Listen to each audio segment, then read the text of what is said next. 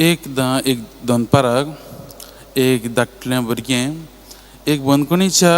दारवंट्यार लागीं गेलें आनी थंय तो सुप्रिटेंडंट जो आसलो ताज्या हातांत तिणें एक पार्सल दिलें आनी तिणें त्या सुप्रिटेंडंटाक म्हणलें हें पार्सल तूं एक क्रिमिनलाक दी जाणें व्हड क्रायम केल्ली आसा त्या क्रिमिनलाक तूं हें पार्सल दी. आनी तें तशें म्हणून तें गेलें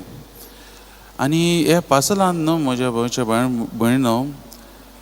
एक थोडे बुक्स आसले, रिलिजियस बुक्स आसले आनी एक चीट आसली आनी त्या चिटीचेर अशें बरयलोलें आसलें तुवें कितली की देवाचे नदरेन तूं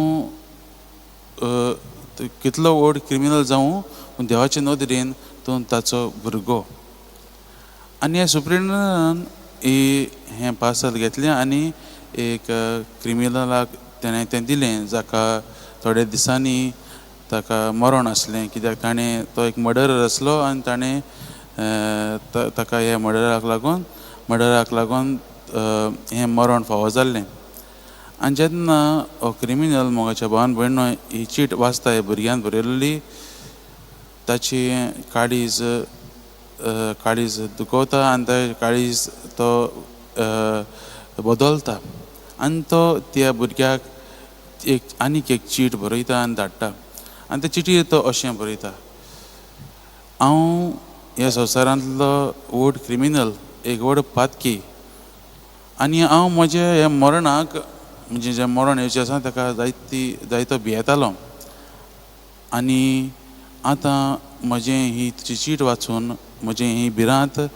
ल्हव जाल्या. आनी तो म्हणटा मुखार तो म्हणटा आमच्या देवाची कृपा आनी काकलूत कितली व्हडटी आनी ताणें म्हाका ही कृपा दाखयली म्हणून आनी तुज्या वरवीं म्हाका कृपा दाखयली म्हणून देवान तुका बेसांवांनी भरूं अशें म्हणटा आनी तो चीट बंद करता. वय मोगाच्या भयणी भावानो देवाचो मोग सगल्यांकूच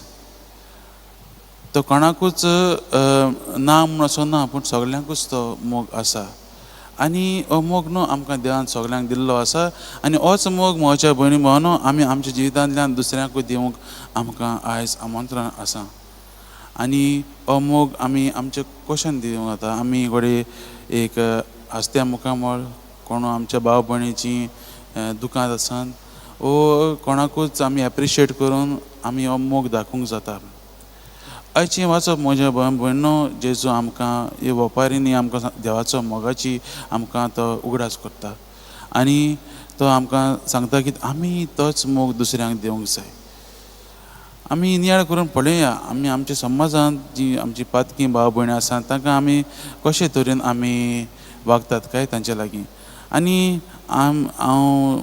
जाणा की आनी हांवूय बी केन्ना म्हजे न्ही आमी मनीस आमचें नॅचरल टेंडन्सी म्हणल्यार मोगाच्या भयणी भावानो ती म्हणल्यार कोणूय पातक करता कोणूय वायट मार्गार चलता ताका आमी रोखडीच पयस करतात. आमी उदाहरण घेत जाल्यार एक दादलो जो फकत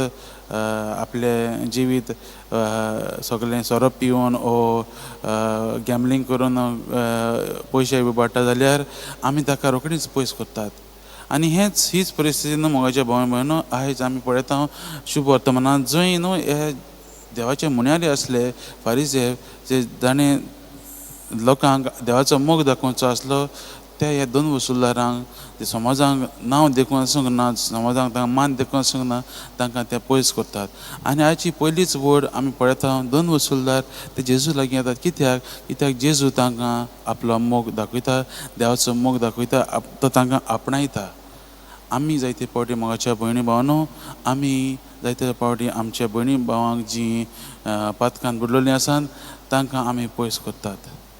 आमी आमच्या जिविताचेर नदर मारून पळया आमी जायते फावटी पातकांत आसात पूण तरी आसतना मोगाच्या भयणी भावानो आमचो देव आमचो मोग करताच. एक पातकाक लागून आदामाक आनी एवेक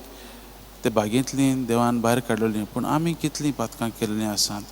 आमी जायतीं पातकां केल्यां तरी आसतना आमकां देव आपल्या मोगान भरता आनी होच मोग मोगाच्या भयणी भावानो आमी दुसऱ्यांक दिवंक आयज आमंत्रण दिल्लें आसा. तर आयच्या वाचपाचेर नियाळ करता आसतना आमी देवा लागीं हीच कृपा मागुया, जसो आमी ताचो मोग अनुभवला तोच मोग आमी दुसऱ्यांक दिवंक आमी वावरुया.